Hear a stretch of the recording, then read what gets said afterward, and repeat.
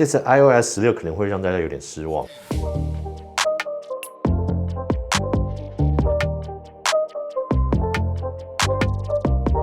有赞助商，我们才能持续拍摄这类的内容。我们就来谢谢一下今天的赞助商，就是 SetApp。那 SetApp 是一个我在合作之前就有使用过的软体后，它结合了上百种 Mac 上面最热门使用的 App， 那并整合在一个订阅制的方案，让你可以合法的使用这些付费软体。像我最近发现的一个软体叫做 OneSwitch， 它把很多系统里面你需要去选单里面慢慢寻找的一些功能全部整合在一起。那你看预设选单上就有静音麦克风啊，还有这个隐藏桌面这个功能。那像我现在想要做萤幕录制的话，我就直接打开，就可以把我的桌面清得非常干净。那另外呢，还有 iStat Menu 的完整版。那这个完整版比你在 App Store 上面买的还多了不少功能。那像是可以自己调整 Mac 的风扇转速啊。那另外呢，像是可以看到你 Mac 目前运行的完整状况，里面还有另外100多款的 Apps。只要你订阅 SetApp 之后呢，都能随时合法的使用完整版。还不确定是否要订阅的话，也可以免费试用 SetApp。为了庆祝6月20号的国际生产力日 ，SetApp 特别在这段期间推出了14天的免费试用周期，想试用或是对生产力有需求的各位，现在可以在这2周内尝试里面上百款的 Apps。我会把2周试用的链接放在下方，大家可以自己去注册咯。OK， 好，那我们回来讲这次 iOS 16。那现在呢，关于 iOS 16，我们知道大约在6月的时候，开发者大会就会发布，那我们就会看到有一个测试的版本啊，然后他们会公布一些新的功能。那每一年都是一样的流程啦。那软体部分，他们每一年我觉得保密的机制都做得还不错，可是今年还是有一些小消息流出来，让我们就来分析一下目前有传出来可能会有什么新功能。那最后我们再来讨论我们希望有什么新功能在上面。那首先这一次呢，很多人讲到就是可能会搭配今年新的 iPhone 14 Pro 系列的设计。那我们知道在 Pro 系列上面，他们会有一个把刘海改成这种药丸挖孔的这个设计后，那这个当然还不是最终，也不是最确定，可是目前有非常多消息来源都指向这个方向。但是这个部分就有人提到说，因为搭配这个新的算是打孔的设计，它萤幕可以显示的范围又更多。那这种时候在针对这个 Pro 系列上面，他们会有不一样的一些界面会在上面显示出来。那再来呢 ，Bloomberg 的 Mark Gurman 又提到一些他目前所知道的一些新消息后，那依他的讲法，在通知这个部分，他们会有更多细节的设定。那我们知道，在现在目前通知的这个界面里面，相对起来还是有一点乱。那我个人觉得乱是一个问题。另外，在你要整理它，我觉得很多时候每一个 App 的通知里面，可能要一个一个进去细调这个部分，我觉得在管理上面是有一点困难。那依他的讲法，他们会有更细节的分类，然后再搭配现在会有一个更好的专注模式，就是说在专注模式里面可以让你设定跟细分的细项会越多。那可能就是在专注模式，它给你的权限、给你做的设定的选择会更广、更细节，但同时间呢，在整理上面也会更容易整理。那在另一点，他提到就是关于这个我们先前提到这个低轨卫星的功能后，依他的讲法，这次很有可能在 iOS 16里面，我们就会看到这个功能在里面。那这个部分呢，就是说你如果今天在有一个紧急事件的时候，你可以使用这个卫星的通讯，不管是拨出紧急电话或传出紧急的这些讯息。那这次我们可能在 iOS 16就会看到这个新功能在里面。那再来在健康的 App 里面，他说在这个健康侦测还有睡眠侦测的地方，会有更多的细节选项，会有更多的分析。那目前的睡眠侦测，我个人还是倾向使用第三方的软体，因为我觉得它可以分析啊，还有它这些数据的整理是相对苹果本身来讲是更好，因为苹果它就是一个简单的睡眠侦测，其实没有太多的细节分析。但其实睡眠侦测的部分还是比较要依赖到可能穿戴式装置，像是苹果手表啦，所以可能没有使用苹果手表的人在睡眠分析这一块就不太会受惠到它有什么进步。那另外呢，他有提到后，这个可能一开始会是在美国先有的功能，就是在药品扫描的部分，他们可能会有另外一个界面可以帮助你更好管理你现在可能在吃什么药，或者是你医生新开了什么药，可以直接联动到你这个健康 App 里面。那在这个健康 App 里面，关于这个药品的所有资讯、副作用什么啊，或者什么时候应该吃，它可以自动跟你的系统做个联动嘛。那你也可以远端管理你的家人，可能你的长辈什么时候应该吃药，设定一个提醒在那边。但这个部分可能一开始也是在欧美国家会先有这个功能。那再来另外一个，我觉得算是蛮大的更新，就是我们先前有跌倒侦测嘛。那跌倒侦测先前就是要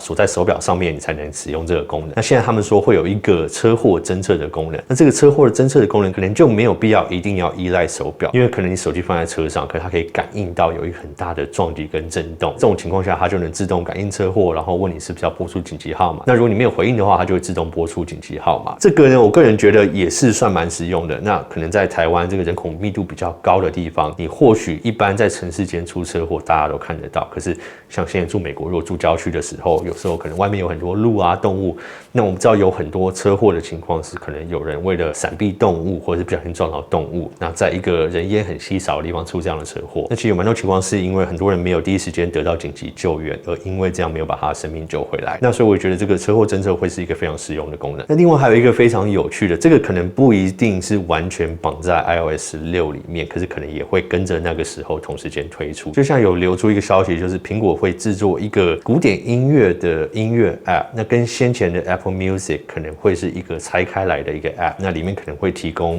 我不知道可能更高音质的古典音乐啊，或者什么等等。那我个人是没有什么在听古典音乐啦，如果你们有人可能会蛮期待这个新的 App 或新的功能出来。那最后一个最重要的就是这一次在 iOS 16里面，那这个是有非常多人提到，他们在里面找到就是关于 AR 跟 VR 装置的一些秘密都会藏在这一次的 iOS 16里面。那可能不一定很直接的会知道说这个装置是要用来干嘛，或者它里面的界面会怎么样。可是像我们先前的惯例，我们可以看到它可能会有一些小图示，像是这个眼镜的一个图示的装置，可能可以去猜到说它可能是怎么样的设计。那或者是可能在更深层里面，我们可以找到一些小动画啊，怎么戴上眼镜啊，或者怎么去做串联的这些资讯可能会藏在里面。那当然这个并不代表说眼镜可能就会搭配在 iOS 16这个时间线出来，可是他们先埋在里面，这样不管他们自己在平常做测试的时候，就可以搭配 iOS 16来做测试。那这样也可以去准备说，像现在传出来的，可能在今年底或是明年初会推出苹果 AR/VR 眼镜的这个传言呢，那我们也可以借由 iOS 16窥探到更多的细节在里面。OK， 好，那最后这一段我就来分享一下我个人觉得有什么期望的功能啊，或者有些什么地方希望它改进的，那也欢迎大家在下面留言去分享你的看法啦。那首先呢，水显萤幕这个部分，我个人是蛮期待，不管是说在现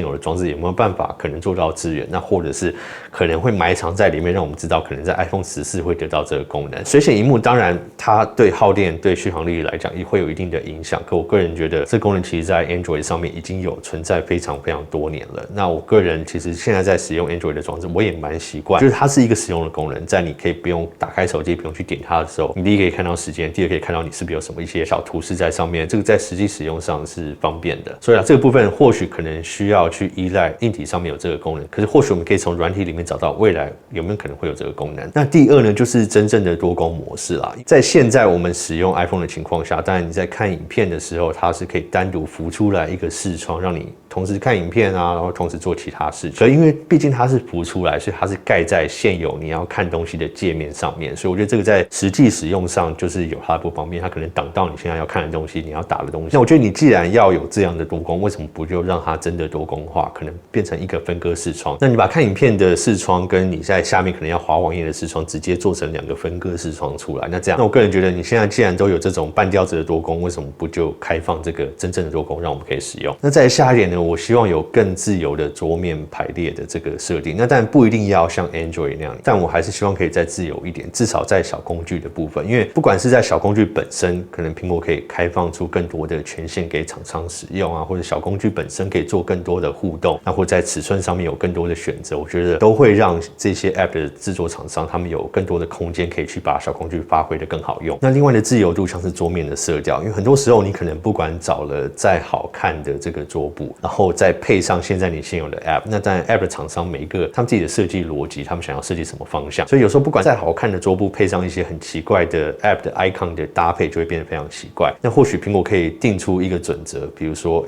你可以保有自己本来的一个设计，可是如果我们今天想要到一个干净简单模式的时候，大家都要遵照一个什么设计的准则，那这样可以让整个桌面变得非常的干净。那当然你也可以选择你不要使用这种方式去整理你的桌面。那再来就是相机的部分，那当然相机的部分我们不会讲到硬体，因为今天就是软体嘛。可是其实软体部分还是有非常多我觉得可以去改进的地方。第一就是专业模式的使用，现在在 iPhone 上面它的原生的相机 App 已经下面有非常多模式让你选，那甚至在 Pro 系列上面，你在拍摄上面有 Apple Pro RAW 啊，然后你在摄影上面有 ProRes， 但你可以拍摄这些专业的规格，可是你在拍摄的时候你却又不能使用更多的专业的参数自己去调整它，这点我是觉得非常奇怪。所以我觉得可以多出一个专业拍摄的模式，那不需要使用的人就不用去开启这个功能，那需要要使用的人就可以去开。那我觉得这种情况会让更多人愿意去使用这些 ProRAW 或是 ProRes 的规格。那同时间呢，它还可以顺便解决现在这个长焦镜头之间切换的问题。那我们知道苹果现在有3颗镜头嘛，有超广角啊、主镜头还有长焦镜。他们先前在这一次 iPhone 13推出的时候，他们多了微距模式。那一开始微距模式它会自己去做切换，可是它切换的逻辑非常奇怪，所以让非常多人抱怨。那苹果就推出一个可以让自己手动切换或是关闭微距模式的一个设定。可是，在长焦镜他们还是没有这样让你选择。像我上礼拜去旅游的时候，很多情况下大白天我非常清楚的知道说，现在用长焦镜去拍摄，用这颗镜头去不管摄影或照片，它的画质肯定是会好很多。但是苹果它的切换逻辑就很奇怪，它有时候就还是会用主镜头去裁切。那我可能要手移一下，或者再换一下，或者重开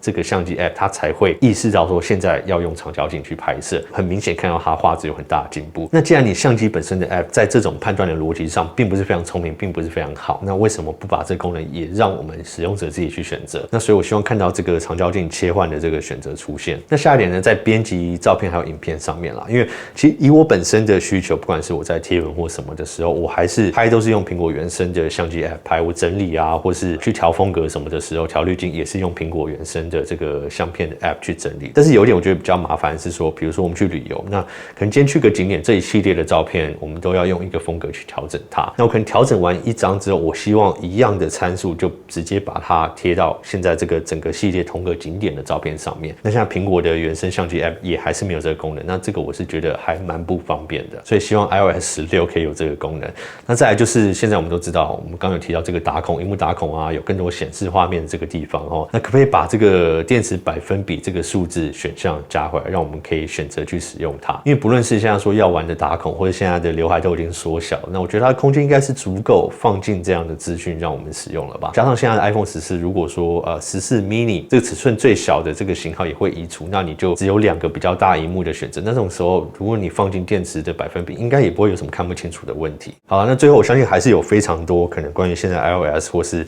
未来 iOS 你希望进步啊，或者期望有的功能，大家可以在下面分享啊，大家可以一起参与讨论咯。好了，那今天的影片就先到这边，我是苹果爹，我们下次影片见喽，拜。